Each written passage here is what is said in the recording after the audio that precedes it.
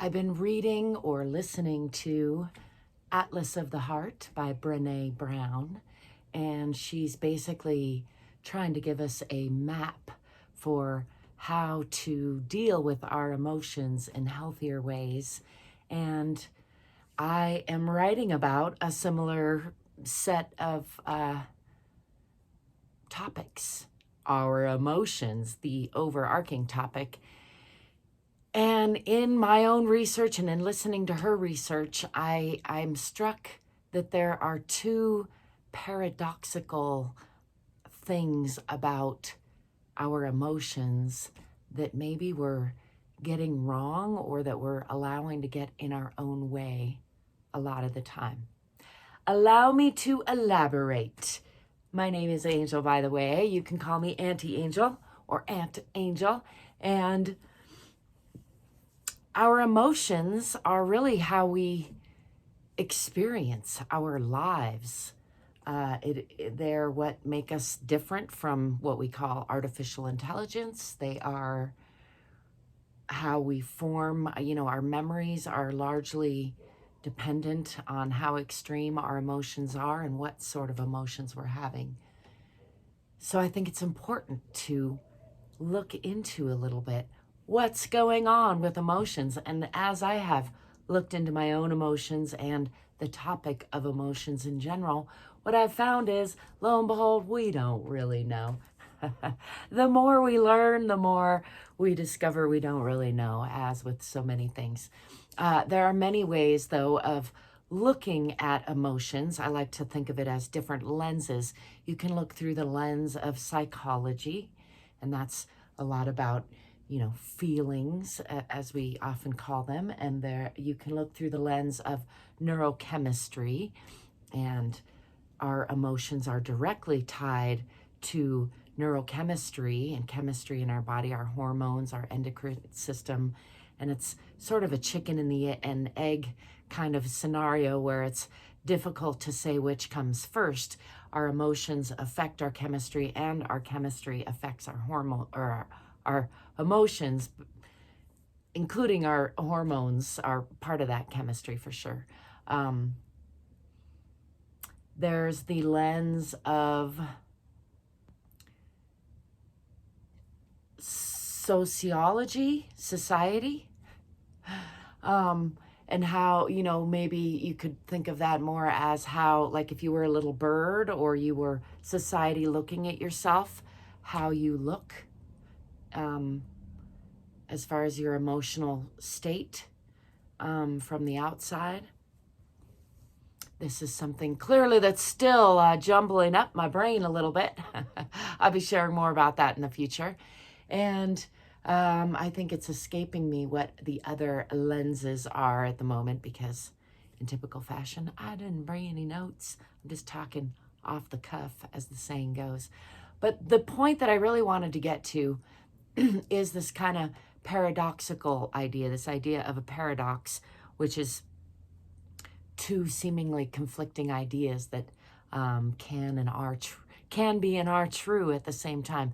And one of those is that we tend to think that we shouldn't express extreme emotions, especially when we are having them, because, well, for good reason, they do tend to just wreck relationships. I'm one of those people who tends to want to express myself when I'm upset, and it probably until into my 40s, I didn't even really realize there was any problem to that. And as you might imagine, that has caused a lot of conflict in my relationships, and something that I'm still working on.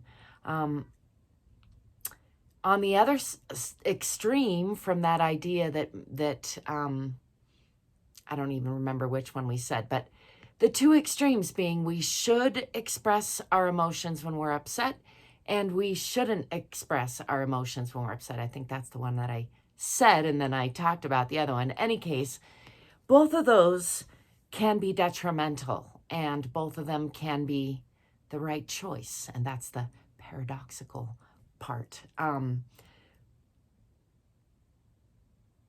when we are dysregulated, as I often get when I'm highly emotional, it is often a good idea to learn how to come back to a more regulated state before we start to process, express, try to communicate those emotions.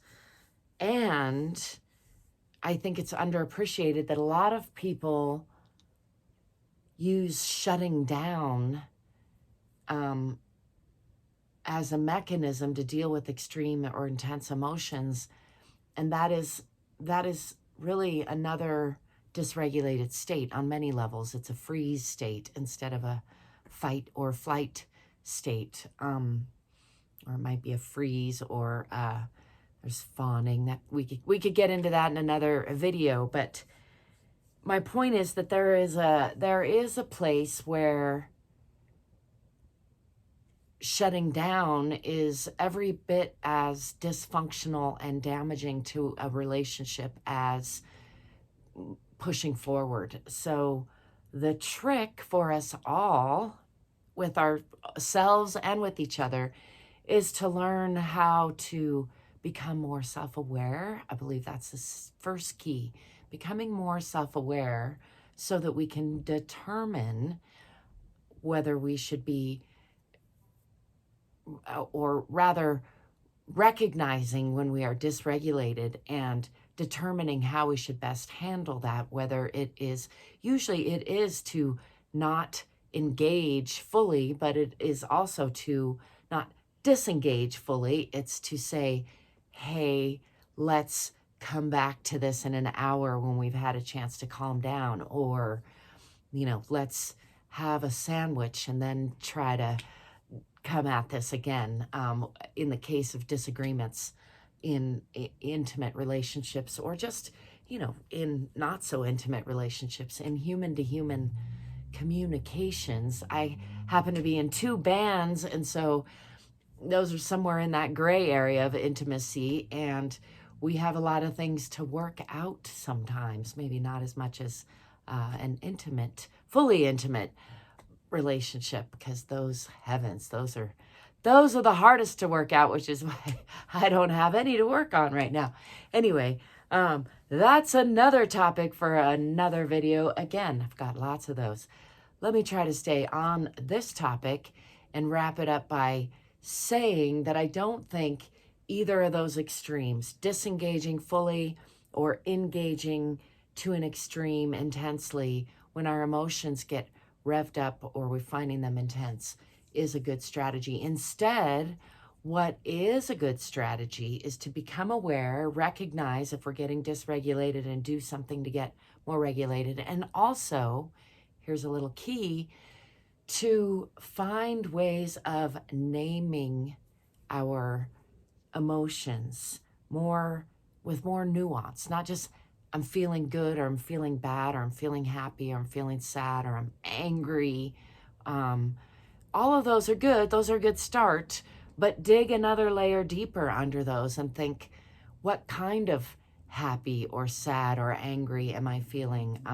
For me, for example, I feel frustrated a lot. That's what I've been really dealing with. And when I dig a little deeper under that, there's fear. So that sounds a lot different, right? But here's what happens when we name our emotions. It's like bringing a boogeyman out from the closet into the light. They disappear, they dissolve, they get easier to deal with. And in fact, you can even bring some humor to them often once you bring them into the light and give them names. It doesn't mean that they're not valid and they're not intense and that they don't deserve some attention and some energy, but by naming them and really digging a layer or 2 or 3 or 4 or 5, however many layers feels good to you, into the more nuanced descriptions of what you're really feeling. So back to my example of feeling frustrated, maybe I'm actually feeling fearful, or maybe I'm actually feeling tired, or maybe I'm actually feeling incapable. That's an area that I get frustrated a lot. And let's take the incapable one a little further. That is often because of a lack of executive function going on. It's sometimes because of comparison, either to people who I admire who are much better at something, or to my former self and not seeing enough progress, or to my future desired self and not seeing enough progress.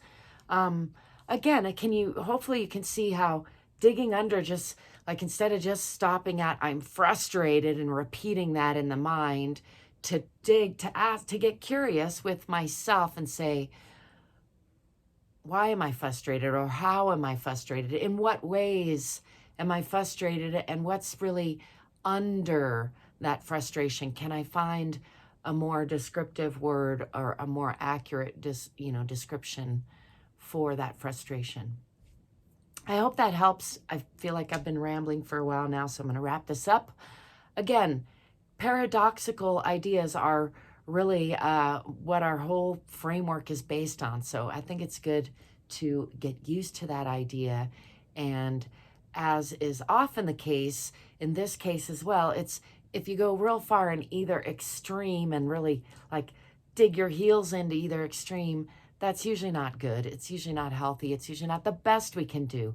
Better to remember that both ideas are available and bring some awareness, some consciousness to any given situation, and use both of those tools, not to extreme, but to whatever degree is appropriate for the situation.